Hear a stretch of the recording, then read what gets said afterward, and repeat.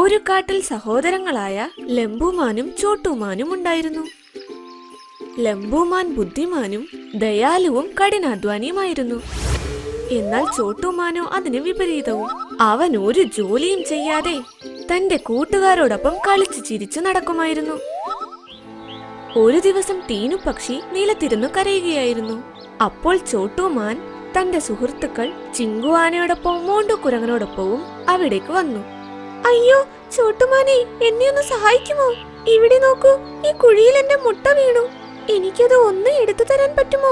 ടീനു പക്ഷി, ഞാൻ എൻ്റെ ബാക്കി കൂട്ടുകാരെ നോക്കി നടക്കുമായിരുന്നു. എനിക്ക് കളിക്കാൻ പോകണം. വേറെ ആരോടെങ്കിലും സഹായം ചോദിക്കേ. ഇതു പറഞ്ഞവൻ നടക്കാൻ തുടങ്ങുകയായിരുന്നു. അപ്പോൾ അവിടേക്ക് ലംബുമാൻ വന്നു. ചോട്ടു, ഈ പാവം പക്ഷിയെ സഹായിക്കാൻ നീ കുറച്ച് സമയം മാറ്റിവെക്കേ. നിന്റെ പ്രശ്നം എന്താ? ചേട്ടാ, എനിക്കും കൂട്ടുകാർക്കും കളിക്കാൻ പോകണം. ആരെയും സഹായിച്ച് എനിക്ക് സമയം കളയാൻ വയ്യ. ചിലപ്പോൾ മറ്റുള്ളവരെ സഹായിക്കാൻ പോയി നമ്മുടെ ജീവൻ ആപത്തിലാകും. ഇതിൻ്റെയൊക്കെ ആവശ്യം എന്താ ഇപ്പോൾ? പോകാം, കളിക്കാൻ സമയമായി.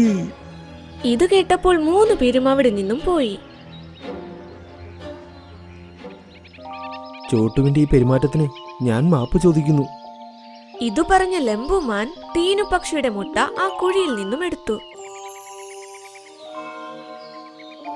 നന്ദി ലംബുമാനെ. ലംബുമാൻ ഒരു സ്ഥലത്ത് വിശ്രമിക്കുകയായിരുന്നു. അവൻ ചിന്തിക്കാനും തുടങ്ങി. അപ്പോൾ നീലദേവത പ്രത്യക്ഷപ്പെട്ടു. ലംബുമാനെ, എന്തു പറ്റി? നീ എന്താണ് വിഷമിച്ചിരിക്കുന്നത്? ഞാൻ ചോട്ടുവിന്റെ ഭാവിയെക്കുറിച്ച് ഓർക്കുകയായിരുന്നു. അവൻ ജോലി ചെയ്യാൻ വളരെ മടിയനാണ്. എന്നാൽ കളിക്കാൻ ഉത്സാഹവും. ദിവസം മുഴുവനും ഇങ്ങനെ തന്നെയാ. ആരെങ്കിലും സഹായിക്കാനോ അവന് സമയവും കിട്ടാറില്ല. അതോടൊപ്പം എന്നെപ്പോലുള്ള മൃഗങ്ങളെ മണ്ടന്മാരുമാക്കുന്നു. അപ്പോൾ ദേവത അവനെ ശാന്തഭാവത്തിൽ നോക്കി പറഞ്ഞു, സമയമാകുമ്പോൾ എല്ലാവർക്കും അവരവരുടെ ശിക്ഷ കിട്ടും. അവൻ നിന്നെ പോലെ ഒരു നല്ല മൃഗമായും മാറും. ഇതു പറഞ്ഞ ദേവത അപ്രത്യക്ഷമായി. അടുത്ത ദിവസം ചോട്ടുമാൻ ചിങ്കു ആനയോടൊപ്പം കളിക്കുകയായിരുന്നു. പെട്ടെന്ന് മോണ്ടു കുരങ്ങൻ അവിടേക്ക് വന്ന് അവരോട് പറഞ്ഞു, നോക്ക്, നിങ്ങൾ അറിഞ്ഞോ? കാട്ടിൽ ഒരു വേട്ടക്കാരൻ വന്നിരിക്കുന്നു. എന്താ വേട്ടക്കാരനോ? കൊള്ളാമല്ലോ. നീ ഇത് ഇപ്പോൾ വന്ന് പറഞ്ഞത് നന്നായി. വാ പോകാം, അവനെ ബുദ്ധിമുട്ടിക്കാൻ നമുക്ക് പോകാം. അവർ 3 പേരും പോവാനൊരുങ്ങിയപ്പോൾ ലംബുമാൻ പുറത്തേക്ക് വന്ന് പറഞ്ഞു, ചോട്ടു, വേട്ടക്കാരനെന്ന് പറഞ്ഞാൽ നിസ്സാര കാര്യമല്ല. അവൻ നിങ്ങളെ വേട്ടയിടാൻ തുടങ്ങിക്കഴിഞ്ഞാൽ നിങ്ങൾക്ക് പിന്നെ ഒന്നും ചെയ്യാൻ പറ്റില്ല. അയ്യോ ചേട്ടാ, ചേട്ടൻ എന്തിനാ എപ്പോഴും ഇങ്ങനെ എതിർത്ത് പറയുന്നത്? ഞങ്ങൾ അവനെ ശല്യം ചെയ്ത് ഈ കാട്ടിൽ നിന്ന് തന്നെ തുരത്തി ഓടിക്കും. ഞാൻ നിന്നോട് പോകണ്ട എന്ന് പറഞ്ഞാൽ പോകണ്ട എന്നാ. വാ, ഗുഹയിൽ വന്ന് കിടന്ന് ഉറങ്ങ്. രാത്രിയാകാൻ പോകുന്നു. ചോട്ടുമാൻ തന്റെ കൂട്ടുകാരെ ചൂണ്ടിക്കാണിച്ചു. പിന്നെ മിണ്ടാതെ ഗുഹയ്ക്കകത്തേക്കും പോയി. രാവിലെ ലംബുമാൻ ഉറങ്ങുകയായിരുന്നു. അപ്പോൾ ചോട്ടുമാൻ ഗുഹയിൽ നിന്നും വെളിയിൽ വന്ന് തന്റെ കൂട്ടുകാരോടൊപ്പം വേട്ടക്കാരന്റെ ക്യാമ്പിലേക്ക് വന്നു. വേട്ടക്കാരൻ അപ്പോൾ ചൂട് കായുകയായിരുന്നു. അവനെ ഒന്ന് നോക്ക്. ഈ തണുപ്പ് കാലാവസ്ഥയിൽ തീയുടെ മുൻപിലിരുന്ന് ചൂട് കായുകയാ. നമുക്ക് ശല്യം ചെയ്യാൻ തുടങ്ങാം. ഇങ്ങനെ പറഞ്ഞ് അവർ പ്ലാൻ ചെയ്യാൻ തുടങ്ങി. ആനയും ചോട്ടുമാനും 2 പേരും അയാളുടെ മുൻപിൽ പോയി നിന്നു. ആഹാ, കൊള്ളാമല്ലോ. 2 വേട്ട ഇപ്പോൾ തന്നെ തുടങ്ങിയേക്കാം. ഇതു പറഞ്ഞ അയാൾ തന്റെ അമ്പ് ഉയർത്തി. അപ്പോൾ മോണ്ടുകുരങ്ങൻ മരത്തിലിരുന്ന് അയാളെ കല്ലെടുത്തെറിഞ്ഞു. അയാളുടെ തലയിൽ കല്ല് വീണപ്പോൾ ചോര വരാനും തുടങ്ങി. വേട്ടക്കാരനപ്പോൾ ദേഷ്യം വന്നു. അയാൾ അമ്പെയ്യാനും തുടങ്ങി. 3 പേരും 3 ദിശയിലേക്കും ഓടി. വേട്ടക്കാരനപ്പോൾ കണ്ടു, കുറെ ദൂരെയായി തന്റെ കൺമുൻപിൽ ചോട്ടുമാൻ നിൽക്കുന്നു. അവൻ ആ ദിശയിലേക്ക് അമ്പും എയ്തു. അമ്പ് തീയുടെ മുകളിൽ കൂടി പോയപ്പോൾ അതിലും തീ പിടിച്ചു. ചോട്ടുമാൻ അതിൽ നിന്നും രക്ഷപ്പെട്ട് ഒരു ദിശയിലേക്ക് ഓടി. എന്നെ ഉന്നം വയ്ക്കാൻ മാത്രം വലുതായോ നീ? അങ്ങനെ പോയ അമ്പ് കുറ്റിക്കാട്ടിൽ തീ പിടിപ്പിച്ചു. ഉണങ്ങിക്കിടന്ന കുറ്റിക്കാട്ടിൽ പെട്ടെന്ന് തീ ആളിക്കത്താൻ തുടങ്ങി. അയ്യോ, ഇതെന്താ പറ്റിയത്? ഇവിടെയൊക്കെ തീ കത്താൻ തുടങ്ങി. തീ 4 ദിശയിലേക്കും പടർന്നു. അയ്യോ ദൈവമേ, ഇവിടെ നിന്നും രക്ഷപ്പെട്ടേ പറ്റൂ. വേട്ടക്കാരൻ തന്റെ സാധനങ്ങളുമായി അവിടെ നിന്നും ഓടാൻ തുടങ്ങി. തീ പതുക്കെ പതുക്കെ ആളിക്കത്താൻ തുടങ്ങി. അതിനിടയിൽ ചോട്ടുമാനും അകപ്പെട്ടുപോയി. അവന്റെ 2 സുഹൃത്തുക്കളോ തീയിൽ നിന്നും മാറി സുരക്ഷിതരായി നിന്നു. എന്റെ കൂട്ടുകാരെ, എന്താ നോക്കി നിൽക്കുന്നേ? എന്നെ വേഗം രക്ഷിക്കേ, അല്ലെങ്കിൽ തീ എന്റെ നേരെ വരും. ചോട്ടുമാനെ, നിന്നെ രക്ഷിക്കാൻ ഞങ്ങൾ തീയിലേക്ക് ഇറങ്ങി വന്നാൽ ഞങ്ങളും തീ പിടിച്ച് ചാകും. നിങ്ങൾ എന്താ ഈ പറയുന്നത്? ഞാൻ നിങ്ങളുടെ സുഹൃത്താ. നിങ്ങൾ എന്നെ രക്ഷിച്ചില്ലെങ്കിൽ പിന്നെ ആരെ രക്ഷിക്കാനാണ്? ആ, അത് ഞങ്ങൾക്ക് അറിയാം. എന്നാൽ നീ കള്ളം പറയുകയാ. നമ്മൾ പറഞ്ഞിട്ടുള്ളതല്ലേ, ആരെങ്കിലും സഹായിക്കാൻ പോകുന്നതിന്റെ ഇടയിൽ നമ്മൾ തന്നെ മരിച്ചു പോയാലോ? ഇങ്ങനെ പറഞ്ഞ് 2 പേരും അവിടെ നിന്നും പോയി. അപ്പോൾ ചോട്ടുമാനിന് തന്റെ സഹോദരൻ പറഞ്ഞ കാര്യങ്ങൾ ഓർമ്മ വന്നു. തീ പതുക്കെ പതുക്കെ അവന്റെ അടുത്തേക്ക് വരാൻ തുടങ്ങി. അവനപ്പോൾ ശ്വാസം കിട്ടാതെ ബുദ്ധിമുട്ടാനും തുടങ്ങി. അവൻ രക്ഷപ്പെടുമെന്നുള്ള വിശ്വാസം നഷ്ടമായി.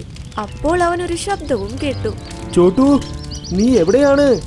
ചോട്ടു, അയ്യോ, ഇത് ചേട്ടന്റെ ശബ്ദമാണല്ലോ. ചേട്ടാ, ഞാൻ ഇവിടെയുണ്ട്. ചോട്ടുവിനെ ആ തീയുടെ ഇടയിൽ കണ്ടപ്പോൾ ലംബുമാനിന്റെ ഹൃദയം തകർന്നു. ചോട്ടു, നീ അവിടെ തന്നെ നിൽക്ക്, ഞാൻ നിന്നെ രക്ഷിക്കാൻ വരാം. വേണ്ട ചേട്ടാ, ചേട്ടൻ ഇപ്പോൾ അകത്ത് വന്നാൽ തീ പിടിച്ച് ചേട്ടനും ചാകും. ഞാൻ ചെയ്തതിനുള്ള ശിക്ഷ എനിക്ക് കിട്ടി. ഇല്ല, ഞാൻ നിന്നെ മരിക്കാൻ വിടില്ല. ഇങ്ങനെ പറഞ്ഞ് ലംബുമാൻ അവിടെ നിന്നും വേഗത്തിൽ ഓടി വന്നു. അവൻ തീയെ വകവയ്ക്കാതെ ചോട്ടുമാനിന്റെ അടുത്തേക്ക് പോയി. അയ്യോ ചേട്ടാ, ചേട്ടന്റെ പൊള്ളലേറ്റു. ഇത് നോക്കി നിൽക്കാനുള്ള സമയമല്ല ചോട്ടു. നീ വേഗം എന്റെ തോളത്ത് കയറ്, അല്ലെങ്കിൽ നമ്മൾ 2 പേരും മരിക്കും. ചോട്ടു വേഗത്തിൽ ലംബുവിന്റെ തോളിലേക്ക് കയറി. ലംബുമാനും തിരിച്ചു ഓടി. 2 പേരും ഉറക്കെ അലറിക്കൊണ്ട് തീയിൽ നിന്നും പുറത്തേക്ക് ഓടി. 2 പേരും ചെറിയ പരിക്കുകളോടെ തീയിൽ നിന്നും പുറത്തേക്ക് വന്നു. ചോട്ടു ലംബുവിന്റെ തോളത്തായിരുന്നു. അതുകൊണ്ട് അവന് ഒരു പരിക്കുമില്ലായിരുന്നു. എന്നാൽ ലംബുമാനിന് നല്ല രീതിയിൽ പൊള്ളലേറ്റിരുന്നു. അവൻ ക്ഷീണിച്ച് തറയിലിരുന്നു. ചേട്ടാ, ചേട്ടന് ഒരുപാട് പൊള്ളലേറ്റു. ചേട്ടൻ എത്രത്തോളം ബുദ്ധിമുട്ടി. എന്നാൽ എന്റെ കുഞ്ഞനുജൻ രക്ഷപ്പെട്ടല്ലോ. ഞാൻ നിന്നെ രക്ഷപ്പെടുത്തി, അതിൽ എനിക്ക് സന്തോഷമുണ്ട്.